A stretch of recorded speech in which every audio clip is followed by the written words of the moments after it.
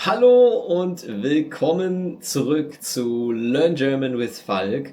Heute habe ich ein ganz wichtiges Thema mit euch zu besprechen, und zwar, warum dein Deutsch vielleicht nicht natürlich klingt. Ich nenne dir heute 3 Gründe, warum das vielleicht so ist. Kennst du das, wenn du denkst, irgendwie klingt mein Deutsch nicht natürlich. Es klingt nicht so wie in der Serie oder es klingt nicht so wie in dem Podcast oder es klingt nicht so wie in dem Film, den ich geschaut habe oder wie meine Freunde sprechen. Das kennst du vielleicht. Und ein Stück weit, ein bisschen ist das natürlich auch normal, dass man nicht wie ein Muttersprachler klingt. Gut, aber trotzdem will man ja natürlich klingen. So natürlich wie möglich und nicht komisch.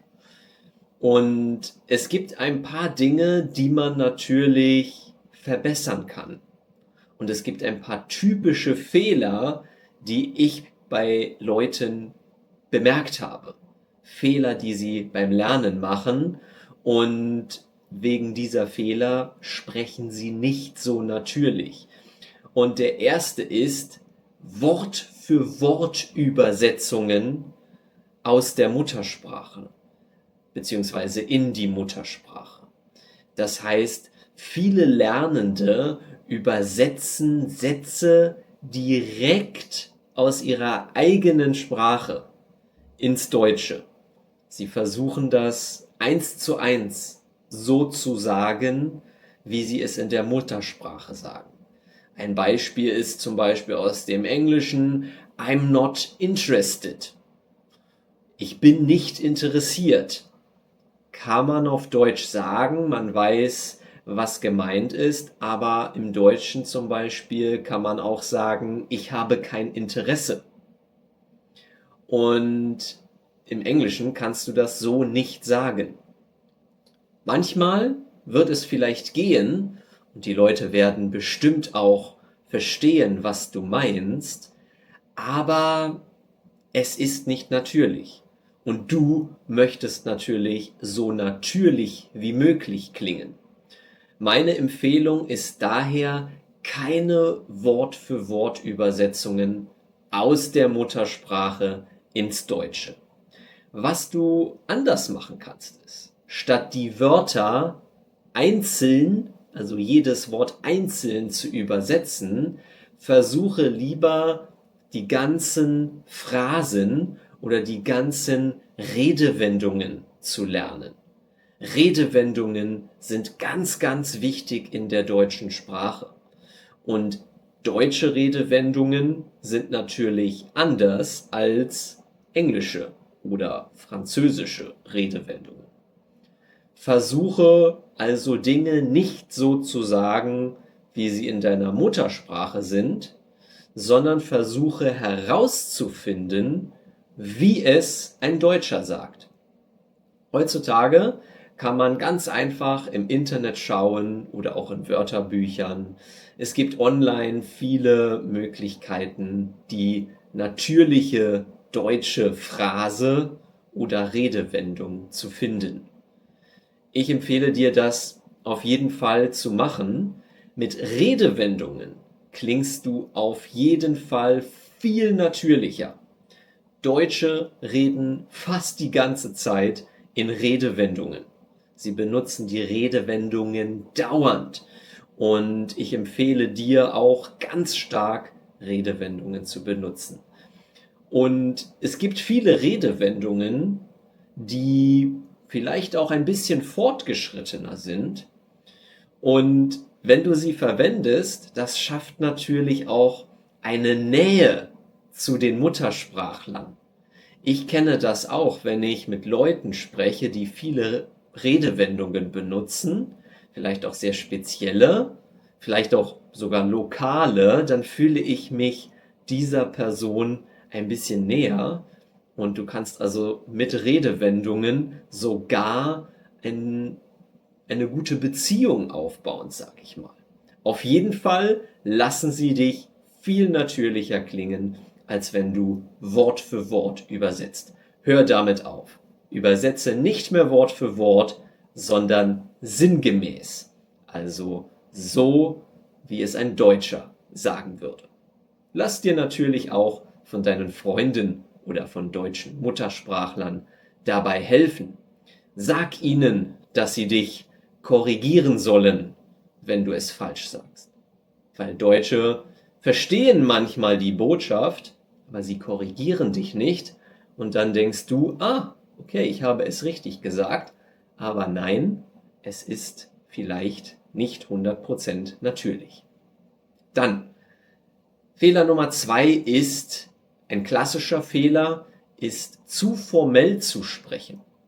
Und das kommt daher, dass du vielleicht mit einem Textbuch arbeitest. Wenn du sehr viel mit Textbüchern arbeitest, dann wirst du sehr viel das klassische Textbuchdeutsch lernen. Aber das Textbuchdeutsch ist ganz anders als das natürliche, das Alltagsdeutsch.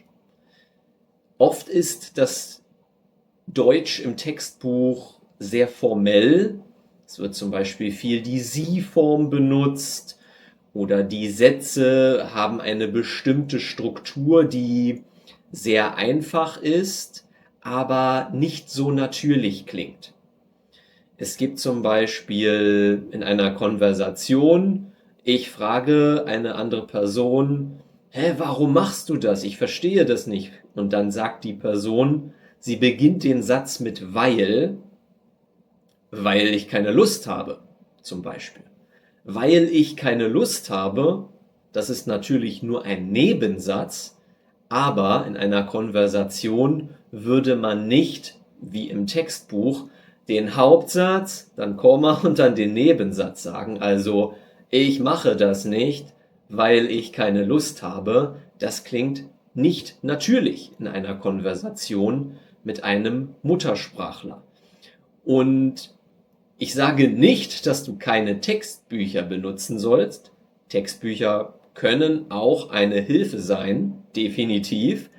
Aber du solltest nicht nur Textbücher benutzen, sondern auch Materialien, die das Alltagsdeutsch, das natürliche Deutsch lehren, wie zum Beispiel Podcast-Episoden oder Filme, Serien und natürlich am besten, wenn du mit Leuten sprichst, mit Muttersprachlern und die dich vielleicht sogar ein bisschen korrigieren können. Also, du solltest nicht nur das Textbuch Deutsch lernen, sondern auch versuchen, authentische Materialien zu verwenden. Das können natürlich auch Bücher sein, natürliche Bücher. Es muss nicht nur Audio oder visuelles Material sein. Alle Materialien sind gut, solange sie authentisch sind. Je mehr Authentisches du konsumierst, desto eher wirst du auch authentisch sprechen. Klingt sehr einfach, klingt banal. Ich sehe aber oft bei Deutschlernern, dass sie dieses Textbuch Deutsch zu oft verwenden. Also verwende kein Textbuch Deutsch. Du kannst das Textbuch nutzen für ein bisschen für Grammatik und gerade auch für Anfänger ist es am Anfang eine gute Option. Versuche aber immer parallel auch authentisches Material zu konsumieren und dann im Lernprozess Schritt für Schritt immer mehr authentisches Material zu benutzen. Dann ein dritter Fehler ist die falsche Betonung beziehungsweise der falsche Rhythmus beim Sprechen. Das ist natürlich sehr schwer, das abzustellen. Das verstehe ich. Viele Sprachen haben eine andere Sprachmelodie. Es wird anders betont. Die Intonation ist nicht wie im Deutschen. Und deshalb ist es ganz wichtig, dass du versuchst, diese Sprachmelodie dir einzuprägen und zu kopieren. Ich mache das auch gerade beim Japanisch lernen, dass ich Shadowing, die Shadowing-Methode nutze, und die benutze ich eigentlich nur, um diese Sprachmelodie zu lernen. Die japanische Sprachmelodie ist natürlich ganz anders als die deutsche, und wenn ich nicht genug höre und nicht genug in dieser Sprachmelodie spreche, dann werde ich immer Japanisch mit deutscher Intonation und deutscher Sprachmelodie sprechen. Das solltest du nicht unterschätzen. Du solltest wirklich versuchen, es so zu sagen, in der gleichen Melodie, in der gleichen Betonung wie ein Muttersprachler. Und Shadowing ist dafür eine gute Methode. Du kannst zum Beispiel dieses Video hier nutzen und versuchen, mich zu kopieren. Für die Leute, die Shadowing nicht kennen, das ist, du hörst einem Muttersprachler zu, wie er spricht, und versuchst immer ganz schnell, fast genauso schnell wie der Muttersprachler, zu sprechen. Und achtest dabei genau auf die Melodie und den Rhythmus.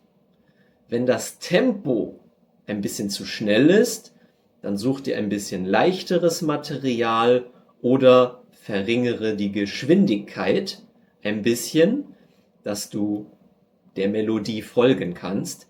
Es ist nicht wichtig, dass du jedes Wort verstehst oder selbst den ganzen Text nicht. Also den Kontext solltest du vielleicht schon verstehen, das hilft, aber in erster Linie die Priorität beim Shadowing ist die Sprachmelodie, der Rhythmus der Sprache. Den willst du mit dieser Methode lernen. Und das kann ich dir empfehlen. Versuche natürlich so viel wie möglich auch zu hören. Hören ist beim Sprachenlernen das A und O, das Wichtigste.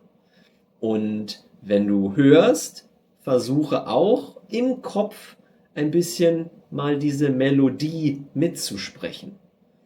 Das heißt, du musst natürlich nicht die ganze Zeit Shadowing machen, aber versuche dich mal auf die Melodie zu konzentrieren, zu fokussieren. Also ignoriere das nicht. Wenn du das ein bisschen übst, dann wirst du merken, dann wird deine Sprachmelodie besser und du wirst natürlicher klingen. Also, das sind meine 3 Tipps.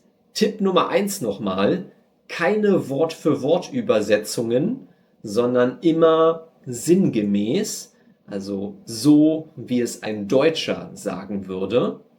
Dann Nummer 2, versuche kein Textbuchdeutsch zu verwenden, versuche also auch immer authentisches Material zu konsumieren. Und Tipp Nummer 3, die Sprachmelodie, den Sprachrhythmus, den solltest du auf jeden Fall auch üben. Mit diesen 3 Tipps wirst du definitiv schon natürlicher klingen. Da bin ich mir sicher. Ich wünsche dir ganz viel Erfolg jetzt beim Umsetzen dieser Tipps und wir sehen uns hoffentlich im nächsten Video wieder.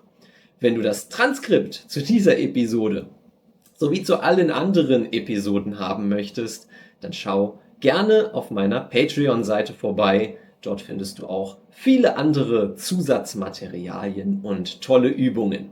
Also, bis zum nächsten Mal. Tschüss und macht's gut, ihr Lieben.